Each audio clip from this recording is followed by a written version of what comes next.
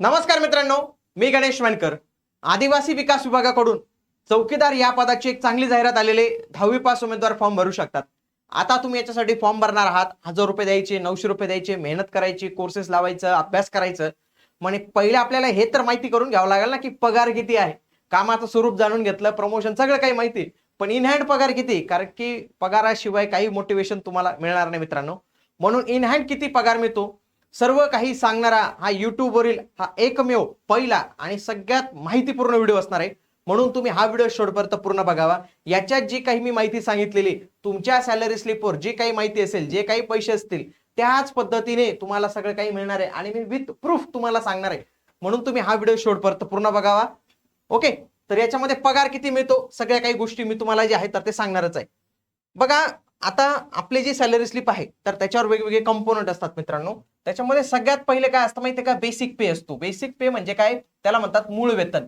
तुमचं मूळ वेतन किती आहे, या मूळ वेतनावर आधारित बऱ्याच गोष्टी असतात. आपलं मूळ वेतन याच्यात काय S1 म्हणजे 15,000 ते 47,600 हे त्याचं मूळ वेतन आहे. बरेच उमेदवारांना वाटतं याचं वेतन 15,000 आहे, बरेच म्हणतात याचं वेतन 47,600 आहे.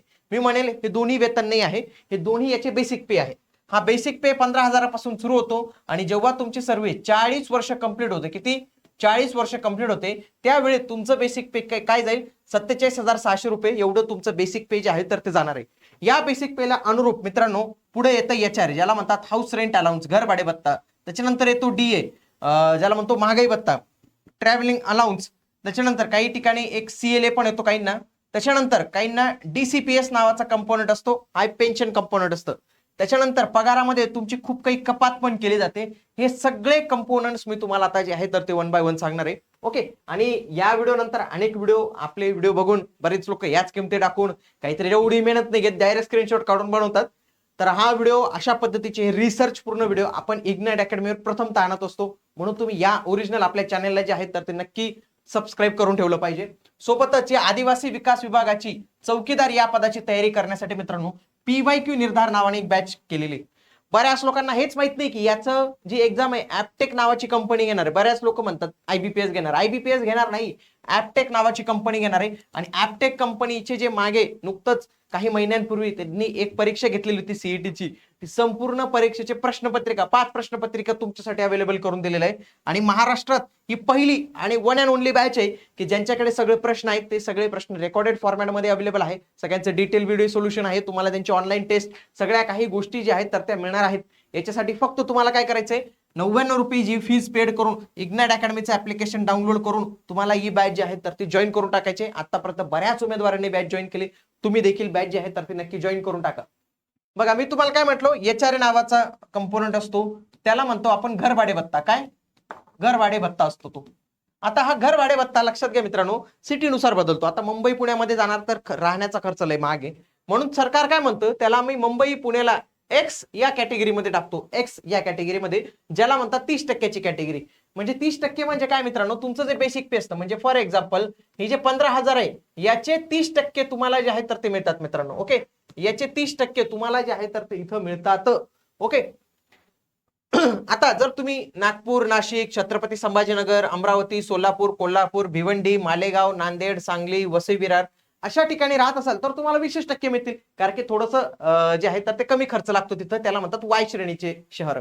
आणि शेवटी असतं Z श्रेणीचे म्हणजे ग्रामीण भाग, आणि हे सगळे वरचे सोडून जे काय असतील ते एवढा पैसा मिळतो. पुढे असतो रिवाइज ट्रान्सपोर्ट अलाउन्स रेट. हा नवीन ट्रान्सपोर्ट रेट अलाउन्स आलेला आहे.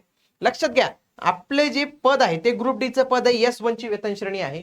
जर तुम्ही मुंबई, नागपूर, पुणे इत्यादी शहरात राहत असाल तुम्हाला 1000 रुपये दर महिन्याला मिळतात. जर तुम्ही बाकीच्या शहरात राहत असाल तर तुम्हाला 675 रुपये जे आहे तर ते मिळत असतात. त्याच्यानंतर मी तुम्हाला काय सांगितलं, मूळ वेतन तुमचं जे आहे तर ते 15,000 आहे. S1 ही तुमची बँड आहे. हा अंक जेवढा वाढतो ना मित्रांनो, S2, S3, S4 तेवढं तुमचा पगार जो आहे तर तो वाढत जातो. आता 47,600 मी तुम्हाला काय म्हटलं, 40 वर्ष सर्व्हिस केल्यावर तुमचं मूळ वेतन 47,600. मग जेवढे काही कॅल्क्युलेशन होतं मित्रांनो, हे 30%चं, 20%चं, 10%चं ते सगळे याला होतं. मग दुसऱ्या वर्षी तुमचं वेतन होतं 15,500, तिसऱ्या वर्षी होतं 16,000. मग मला सांगा, याचे 30% आणि याचे 30%, ऑब्विसली याचे 30% जास्त राहणार आहेत ना. म्हणून तुमचं दरवर्षी सरकार इन्क्रीमेंट करतं. म्हणून हा खूप फायदा असतो गव्हर्नमेंट जॉबचा. तुमचा फिक्स इन्क्रीमेंट लिहिलेलं आहे, 40 वर्षापर्यंत तुमचं इन्क्रीमेंट जे आहे तर ते फिक्स गव्हर्नमेंटने करून ठेवलेलं आहे. सोबत तुम्ही सरकारी नोकरीमधनं गेल्यानंतर तुम्हाला काहीतरी पैसे भेटावे याच्यासाठी असतं पेन्शन. मग त्याच्यासाठी असतं मित्रांनो डिफाईन्ड कॉन्ट्रीब्युशन पेन्शन स्कीम, ज्याला म्हणतात DCPS स्कीम असं म्हणतात त्याला. याच्यामध्ये काय असतं, जो एम्प्लॉय असतो म्हणजे जो स्वतः कर्मचारी असतो त्याला त्याच्या पगाराच्या 10% रक्कम द्यावी लागते. पण कशाच्या, जे तुमचं मूळ वेतन असतं आणि महागाई भत्ता असतो हे दोन्ही एकत्र करून जी काही रक्कम होईल त्याच्या 10% तुम्हाला काय द्यावं लागतं, पेन्शनसाठी तुमच्या पगारातनं कपात केले जातात. आणि सरकार स्वतः त्याच्यात जे आहे 14% रक्कम देते. मग असे जे काही पैसे होतील, फॉर एक्झाम्पल हे 10 रुपये आणि हे 14 रुपये, ओके, तर एवढे 24 रुपये तुमच्या पगारातनं दर महिन्याला कपात केले जातात. आणि जेव्हा तुम्ही रिटायर होतात तेव्हा तुम्हाला हे पैसे पेन्शन फंड म्हणून, पेन्शनचा पगार म्हणून दिला जातो. ही एक चांगली स्कीम सरकारची असते. आणि लक्षात घ्या की सगळ्यात भारी जो कंपोनंट असतो सॅलरी मधला त्याला म्हणतात डिअरनेस अलाउन्स, म्हणजे महागाई भत्ता. महागाई वाढते दरवर्षी, वर्षातून जानेवारी आणि जुलै या वर्षातनं 2 वेळा तुमचा महागाई भत्ता वाढवतात, कारण की दिवसेंदिवस महागाई वाढते. सरकार लगेच महागाई भत्ता वाढवतो, म्हणून तर लोक सरकारी नोकरीला जातात ना. म्हणजे इथं पेट्रोलचे भाव वाढले, गॅस सिलेंडरचे भाव वाढले, तिथं लगेच सरकारी लोकांचे पगार वाढून जातात. म्हणजे त्यांना त्याचा जास्त तोटा होत नाही भाववाढीचा. लक्षात घ्या, केंद्र सरकार सगळ्यात आधी याची अधिसूचना काढते. केंद्र सरकारने काढली लगेच राज्य शासन लगेच गॅजेटमध्ये नोटिफिकेशन जे आहे तर ते काढते. सध्या महाराष्ट्र जो आहे तर तो 58% डीए देतो. 58% डीए म्हणजे काय मित्रांनो, तुमचे हे जे 15,000 वेतन आहे ना त्याचे 58%. परंतु हा रेट जो होता ना तो जुलै 2025 चा होता. आणि मी तुम्हाला काय बोललो, वर्षातून 2 वेळा. मग तुम्ही म्हणाल सर जानेवारी 2026 तर झालेला आहे, मग त्याचा बदल झालेला आहे का? हो, झालेला आहे. केंद्र सरकारने नुकतेच 22 एप्रिल 2026 ला त्यांचा डिअरनेस अलाउन्स वाढवून दिलेला आहे. तो आता किती झालेला आहे, 60% झालेला आहे. किती, 60%. मग महाराष्ट्र शासन पण 60% देणार आहे जानेवारी 2026 पासून. जानेवारी 2026 पासून. मग आता तुमचे हे 15,000 गुणीला 60% एवढी रक्कम तुम्हाला महागाई भत्ता म्हणून मिळणार आहे. आणि जेव्हा जॉईन होणार तेव्हा हाताला वाढून गेलेला असेल 70-80% पर्यंत. सोबत काय असतं, एक इन्शुरन्सची स्कीम असते. तुमच्या पगारातनं काही रक्कम ते कपात करतात. ग्रुप डी चं पद असल्यामुळे, आपलं हे ग्रुप डी चं पद आहे म्हणून 240 रुपये तुमच्या पगारातून कपात केले जातात. हे तुम्हाला इथं लक्षात ठेवायचंय. सोबत स्टॅम्प रेव्हेन्यू, म्हणजे आपल्या महाराष्ट्रात कोणी कलेक्टर असो, मुख्य सचिव असो, का शिपाई असो, का चौकीदार असो, प्रत्येकाच्या पगारातनं 1 रुपया स्टॅम्प रेव्हेन्यूचा कापतात. लक्षात घ्या, ओके. आणि लक्षात घ्या मित्रांनो, बऱ्याच लोकांनी ही बॅच आपली जी आहे तर ती PYQ निर्धार बॅच जॉईन केलेली आहे. तर याचे ऑलरेडी 14 व्हिडिओज तुमच्यासाठी ऑलरेडी अवेलेबल झालेत. बघा, paper 1, paper 2, paper 3, paper 4, paper 5 already videos याच्यात तुमच्यासाठी बघण्यासाठी अवेलेबल करून दिलेले आहेत. इंग्लिशचे पण व्हिडिओ याच्यात लवकर येतील. सोबत जे काही 5 पेपर झालेले आहेत त्यांची प्रॉपर 5 मी तुम्हाला PYQ टेस्ट जे आहेत तर त्या देखील उपलब्ध करून देणार आहे. त्याच्यावर पण आमची टीम काम करते आहे, लक्षात घ्या. तर ते सगळ्या 5 टेस्ट तुम्हाला इथं उपलब्ध होतीलच. आता डायरेक्ट सॅलरीवर मी तुम्हाला घेऊन जातो. हे सगळी माहिती सांगितली. बघा, ही सगळी माहिती तुम्हाला युट्यूबवर जी आहे तर ती फार कमी पाहायला मिळणार आहे. आपल्या चॅनलवरच आपण ही अशी पूर्ण ऑथेंटिकेट माहिती देत असतो. म्हणून कमेंटमध्ये तुमच्या प्रतिक्रिया या मला नक्की कळवत चला बरं का. बघा, मूळ वेतन आहे 15,000. मी म्हणतो मुलगा राहतोय मुंबई आणि पुण्याला, बाकी हा वाय सिटी मध्ये राहतो, याचं पण मी या तक्त्यात दिलेले, या तक्त्यात दिलेले. आता महागाई भत्ता 60%, म्हणजे 15,000च्या 60% किती आली रक्कम, 9,000 रुपये. 9,000 रुपये त्याच्या पगारात त्याला मिळेल. याच्या रे 30%, तो किती झाला, 4,500 रुपये. वाहतूक भत्ता हा किती झाला, 1,000 रुपये. आणि मी तुम्हाला काय बोललो, DCPS हे 14%. हे कसं कॅल्क्युलेट केलं जातं मित्रांनो, हे बेसिक प्ले प्लस DA यांच्या जे आहे तर ते 14% एवढं ते कॅल्क्युलेट केलं जातं. तर ते आलं 3,360 रुपये. मग तुमचा टोटल पगार किती झाला माहितीये का, 32,860 रुपये. किती, 32,860 रुपये एवढा तुमचा पगार जो आहे तर तो होतो. पण एवढा पगार तुम्हाला हातात मिळतो का, नाही मिळत. का नाही मिळत, अरे तुम्हाला आता सगळा पैसा दिला तर तुम्ही पेन्शनसाठी काय करायचं. म्हणून तुमच्या पगारातनं 10% रक्कम कपात केली जाते.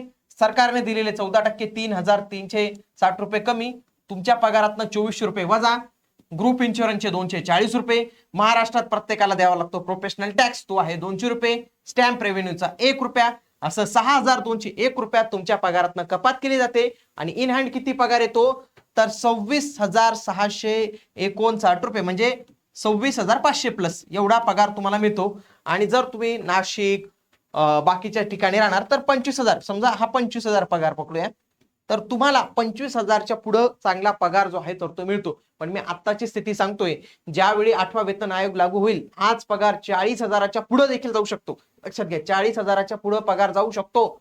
ग्रुप डीचं पद असलं तरी लक्षात घ्या, म्हणून सरकारी नोकरीला कधीच कमी लेखायचं नसतं. आलं लक्षात. आणि याची जर तयारी करायची असेल मित्रांनो, महाराष्ट्रातून सगळ्यात चांगलं अनालिसिस जे आहे तर ते आपण सुरू केलेलं आहे. बघा, अमोल गाडेकर सरांनी सामान्य ज्ञानचं अनालिसिस घेतले, किरण पाटील सरांनी बौद्धिक चाचणीचं मराठीचं झालेलं आहे. सोबत मी स्वतः परीक्षा पॅटर्नचे व्हिडिओ बनवलेले, सोबत तुम्हाला माहितीपर देणारे 2 व्हिडिओ असतील. बघा, इग्नाइट अकॅडमी दोन्ही गोष्टी एकदम बॅलन्स करून चालते मित्रांनो. तुम्हाला इन्फॉर्मेटिव्ह व्हिडिओज पण आपण जबरदस्त देतो, सगळी माहिती असणार आहे, पण त्यासोबत कंटेंटचे पण आपले व्हिडिओ चालतात, म्हणून ते देखील तुम्ही लाईव्ह सेक्शन मध्ये बघत चला बरं का मित्रांनो. तुम्हाला त्याचा खूप जबरदस्त फायदा होईल. हायकोर्टाला त्याला बऱ्याच मुलांना फायदा झाला, आणि ज्याला वाटतं की मला एक पूर्ण प्रॉपर बॅचेस करायचे, की माझे हे सगळे डाऊट्स क्लिअर झाले पाहिजे, मराठी, इंग्रजी, गणित, बुद्धिमत्ता, सामान्य ज्ञान सगळं, तर त्यांच्यासाठी सर्व समावेशक सरस भरती बॅच आहे. ती बॅच जर तुम्ही जॉईन केली तर त्याच्यामध्ये तुमचं A to Z basic to advance सर्व काही कव्हर जे आहे तर ते होऊन जाणार आहे. चला तर मग भेटूया आता आपण पुढील व्हिडिओमध्ये. तोपर्यंत जय हिंद, जय महाराष्ट्र, धन्यवाद.